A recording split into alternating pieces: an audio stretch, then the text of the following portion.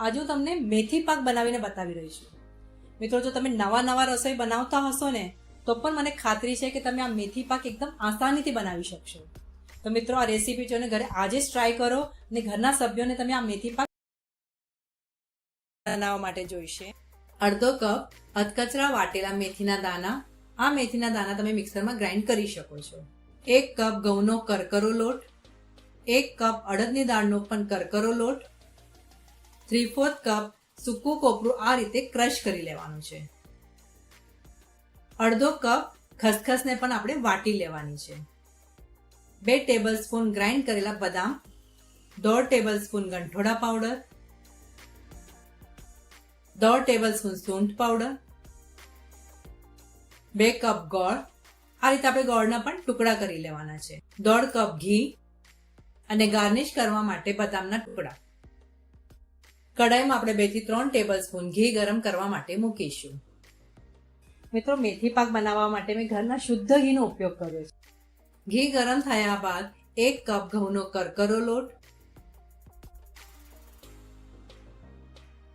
અને 1 કપ અડદ દાળનો લોટ નાખીને મિક્સ કરી લઈશું.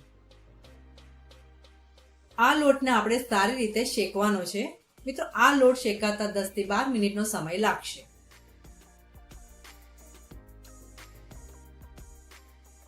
આ લોટને તમે સુખડી બનાવતી વખતે જે રીતે શેકો છો ને એ રીતે ગોલ્ડન બ્રાઉન થાય ત્યાં સુધી શેકી લેવાનો છે. આ લોટને આપણે મીડિયમ ગેસ ઉપર શેકવાનો છે.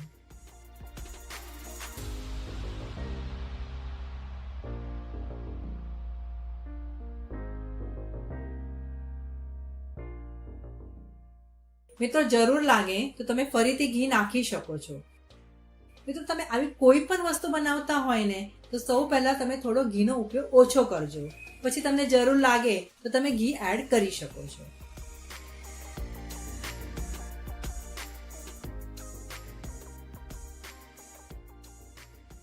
મિત્રો, આ લોટમાંથી આ રીતે ઘી છૂટું પડે કે તમે આ લોટને એક બાઉલમાં કાઢી લેજો.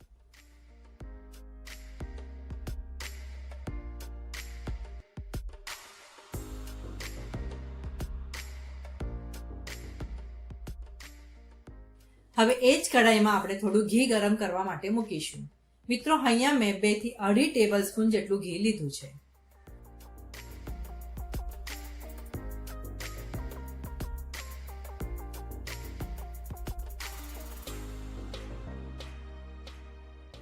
બે કપ ગોળ નાખીશું. ગોળને આ રીતે કાપીને નાખીશું ને તો તમારો ગોળ જલ્દીથી મેલ્ટ થઈ જશે. ગોળમાં કણી ના રહે એ રીતે આ ગોળને આપણે મેલ્ટ થવા દેવાનો છે.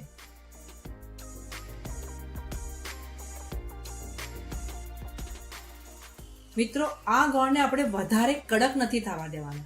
મેલ્ટ થાય કે શેકેલો લોટ તરત જ નાખીને સારી રીતે મિક્સ કરી લઈશું.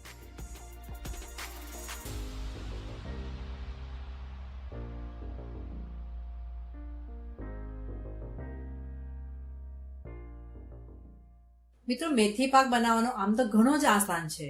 ખાલી તમારે એક જ વાતનું ખાસ ધ્યાન રાખવાનું છે. મેથી પાક બનાવતી વખતે ગોળ તમારે આ રીતનો લિક્વિડ જ રાખવાનો છે, જેથી તમારો મેથી પાક એકદમ પરફેક્ટ તૈયાર થશે. 1/4 કપ ક્રશ કરેલું સૂકું કોપરું, 1/2 કપ ક્રશ કરેલા મેથીના દાણા, 1/2 કપ ખસખસ વાટીને નાખીશું, 1/2 ટેબલસ્પૂન ગંઠોડા પાવડર અને 1/2 ટેબલસ્પૂન સૂંઠ પાવડર નાખીને આ સામગ્રીને આપણે સારી રીતે મિક્સ કરી લઈશું.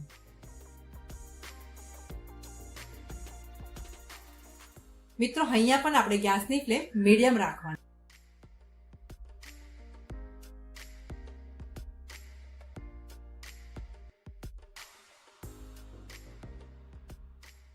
બે ટેબલસ્પૂન બદામનો પાવડર નાખીને મિક્સ કરી લઈશું. આ સામગ્રીને આપણે 3 થી 5 મિનિટ લો ગેસ ઉપર સારી રીતે શેકી લઈશું. મિત્રો, મેં શરૂઆતમાં કીધું એ પ્રમાણે આ મેથી પાક બનાવવાનો ઘણો સહેલો છે. જોયું ને, કેટલો ફટાફટ આપણો મેથી પાક તૈયાર થઈ ગયો.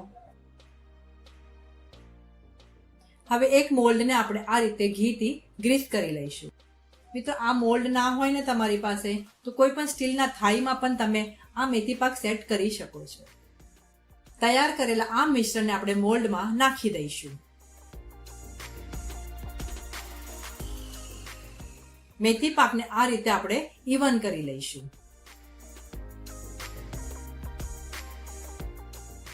ઉપરથી બદામના ટુકડા નાખીને એને ગાર્નિશ કરીશું. 5 મિનિટ બાદ આ મિશ્રણને આપણે આ રીતે કાપ કરી લઈશું. મિત્રો, જો તમે થોડી વાર પછી કરશો ને તો તમારો ગોળ કડક થઈ જશે અને તમે કાપ ઇઝીલી નહીં કરી શકો.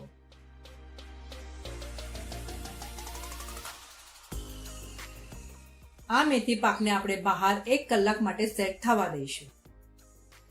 શિયાળા સ્પેશિયલ મેથી પાક તમારા માટે તૈયાર છે. આ ઠંડીમાં મેથી પાક જરૂરથી ટ્રાય કરજો. આ વિડીયો